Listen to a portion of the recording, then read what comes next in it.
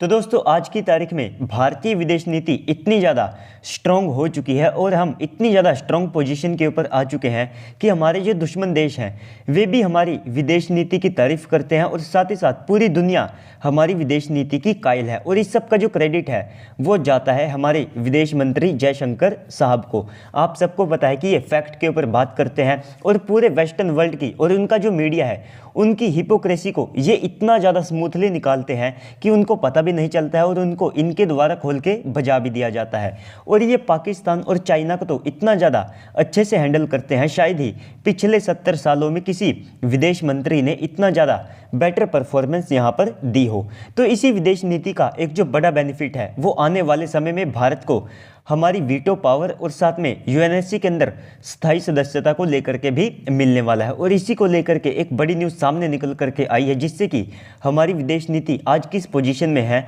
उसका भी आप सबको अंदाज़ा हो जाएगा। तो दोस्तों सबसे पहले तो आप सब लोग अपनी स्क्रीन के ऊपर बीबीसी का एक आर्टिकल देख सकते हैं जहां पर यह मेंशन किया गया है कि रशिया भारत की विदेश नीति से काफ़ी ज़्यादा खुश है और यहाँ तक कि आने वाले समय में जो रशिया है वो भारत की यूएनएससी के अंदर जो वीटो पावर है और साथ ही साथ स्थायी सदस्यता है इसका पूरी जोर से समर्थन करता है। और साथ ही साथ यहाँ पर भारत के लिए एक बड़ा फ़ायदा ये हो जाता है कि अगर आप वीटो पावर के लिए देशों को देखते हैं तो वहाँ पर आप सबको देखने को मिलेगा कि भारत, जर्मनी, जापान और ब्राज़ील ये चारों देश यूएन के अंदर स्थायी सदस्यता और साथ में जो वीटो पावर है इसके लिए दावा करते हैं। लेकिन इन सभी देशों में सबसे ज़्यादा जो स्ट्रॉन्ग पोजीशन है वो आप सबको भारत की देखने को मिलेगी। और लास्ट में आकर के ये भी हो सकता है कि केवल इन चारों में से भारत ही आने वाले समय में जब भी यूएन का अगर मान लीजिए जो विस्तार है वो किया जाता है तो उसमें केवल भारत ही इसका मेंबर बन सकता है। क्योंकि अगर आप सबसे पहले तो मिलिट्री पॉइंट ऑफ व्यू के हिसाब से देखते हैं तो इन चारों देशों में भारत ही एक ऐसा स्ट्रॉन्ग कंट्री है जिसके पास एक बड़ी सेना है, परमाणु हथियार हैं और इसके बाद में हम तरह तरह के जो वेपन्स हैं उनको भी डेवलप कर रहे हैं। इसके बाद में हमारे पास दुनिया की सबसे बड़ी आबादी भी है जो कि कुछ ही समय में चाइना को भी बीट कर देगी। इसके बाद में हमारे पास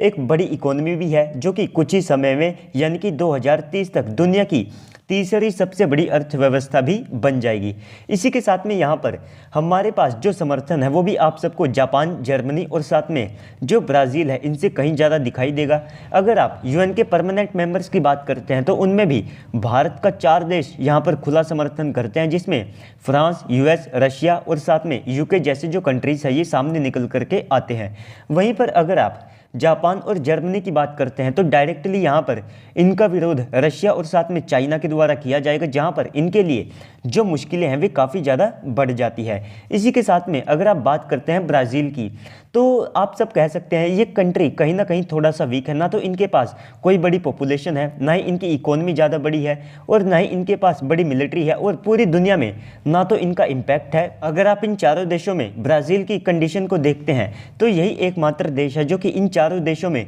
सबसे ज़्यादा कमज़ोर कंट्री के तौर पर सामने निकल करके आता है। तो भारत के लिए जो समर्थन है वो रशिया ने दोबारा से दिया है और रशिया इस समय पूरी कोशिश कर रहा है कि जैसे ये एक समय में चाइना के बहुत ज़्यादा क्लोज हो गए थे तो अब आप सबको देखने को मिलेगा कि अब भारत के द्वारा यहाँ पर जो कदम उठाए गए हैं तो उनके बाद अब रशिया, चाइना और भारत दोनों को यहाँ पर आप सब कह सकते हैं कि बराबर की नज़रों से देखता है। और एक समय में जो चाइना की इंपॉर्टेंस रशिया के लिए बढ़ गई थी वो भी यहाँ पर भारत ने कम कर दी है जिसके बाद में अब आप सबको रशिया का जो झुकाव है वो कहीं ना कहीं भारत की साइड में ज़्यादा दिखाई देगा। तो दोस्तों ओवरऑल इस पूरी न्यूज़ के बाद अब आप सबको क्या लगता है कमेंट सेक्शन में बताइएगा। साथ ही साथ अगर आपको वीडियो अच्छी लगी है तो वीडियो को लाइक कर दीजिएगा। चैनल के ऊपर पहली बार आए हैं तो प्लीज़ से चैनल को भी सब्सक्राइब कर दीजिएगा। तो चलिए दोस्तों आज की इस वीडियो में इतना ही, मिलते हैं अगली वीडियो में, तब तक के लिए गुड बाय, जय हिंद।